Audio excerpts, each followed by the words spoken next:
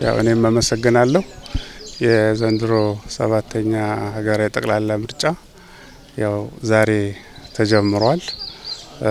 እኛም ያው እንደ አንድ መራጭ በጊዜ ተገኝተን ያው ድምጻችን የሰጠንበት ሁኔታ ነው ያለው። በክልላችን በተመሳሳይ መልኩ በሁሉም አካባቢዎች በሁሉም ምርጫ ጣቢያዎች ምርጫው በተመሳሳይ የተጀመረበት ሁኔታ ነው ያለው። ያው እንደ ሀገርም በተመሳሳይ መልኩ ጀምሯል ብለን ነው የምንጠብቀው ማለት ነው። ብቻ ያው ብዙ ጊዜ በሀገራችን ያው ተደርጓል። ዘንድሮ ያው ለ7ኛ ጊዜ እየተደረገ ነው ያለው። እንግዲህ ያው ምርጫ ፋይዳው ይታወቃል። ምርጫ ዜጎች ዲሞክራሲያዊ መብቶቻቸውን ፕራክቲስ የሚያደርጉበት እንደዚሁም ደግሞ ይበጀኛል የሚሉትን መሪዎቻቸውንም የሚመርጡበት ትልቅ የሆነ የዲሞክራሲ ስርዓት ነው። እንደ ሀገር ደግሞ ዜጎች ከዚህ በፊት በርካታ ጥያቄዎች ነበሯቸው። የመሬት ጥያቄ ነበረ። የብሔር ብሔረሰቦችና ራስን በራስ የማስተዳደር ጥያቄዎች ነበሩ። የዲሞክራሲ ጥያቄዎች ነበሩ። የመሬትም ራስን በራስ የማስተዳደር እንዲሁም የብሔር ብሔረሰቦች ጥያቄዎች ከዚህ በፊት በነበሩ ስርዓቶች ተመልሷል። በከፊል ሊሆን ይችላል ተመልሷል ተብሎ ነው የሚወሰደው።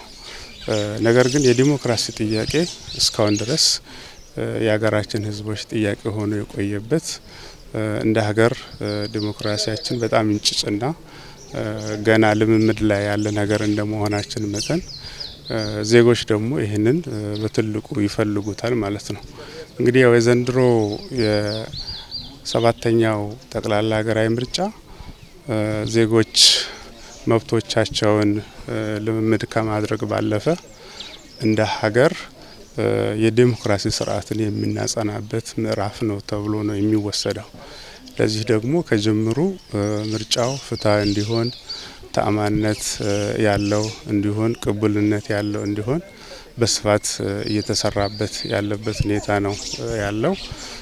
በርካታ ፓርቲዎች የተሳተፉበት ታላቅ ምርጫ በመሆኑ ከሁሉ በላይ ደግሞ ፍትሃዊ የሆነው ሰላም የሆነው አልቆ እንደ ሀገር ሕዝባችን የተጠማውን ዲሞክራሲን የምናጸናበት ምዕራፍ ነው ተብሎ በመወሰዱ የዘንድሮ ምርጫ ለየት ያደርገዋል ተብሎ ይወሰዳል ማለት ነው። እንግዲህ ያው ለተወዳዳሪ ፓርቲዎች ያለኝ መልእክት ምርጫ ያው ሁለት ነገር አለው፣ ማሸነፍም መሸነፍም ያለ ነገር በመሆኑ ከድህረ ምርጫ በኋላ ያለው ውጤትን አምኖ መቀበል ያስፈልጋል ማለት ነው። ለህዝብ ነው የምንሰራው፣ ለሀገር ነው የምንሰራውና ዜጎች ዛሬ ይበጀናል የሚሉትን ይመርጣሉ። ከዛ በኋላ ደግሞ የመጣው ውጤት ተቀብለን በሰላማዊ መንገድ ስልጣንን የምናረካክብበት ሀገራችንን የምናስቀጥልበት ጊዜ እንዲሆንልን ከልብ በመመኘት ነው። በዚሁ አጋጣሚ ምክሬንም ለማስተላለፍ ፈልጋለሁ። ለማህበረሰቡ ያለኝ መልእክት ያው ከጀምሩ ካርድን ወስዷል። መራጩ ህዝባችን ካርድ ወስዷልና ይህ ካርድ ብቻ አይደለም። ይህ ካርድ ማለት ያው ትልቅ ትርጉም ያለው ነገር ስለሆነ ሁላችንም በነቂስ ወጥተን መምረጥ መቻል አለብን። ምን ፈልገውን ለዚህ ሀገር ይበጃል የምንለውን ፓርቲ መምረጥ መቻል ያስፈልጋል። አለመምረጥ ማለት ደግሞ የዚችን ሀገር ተስፋ ማጨለም ማለት ነው። የልጆቻችንን ተስፋ ማጨለም ማለት ነውና በምንም አይነት ሁኔታ ብንሆን የዛሬን ቀን ታግሶ ህዝቡ ወጥቶ የሚፈልገውን ፓርቲ መምረጥ መቻል አለበት የሚል መልእክት ይኖረኛል።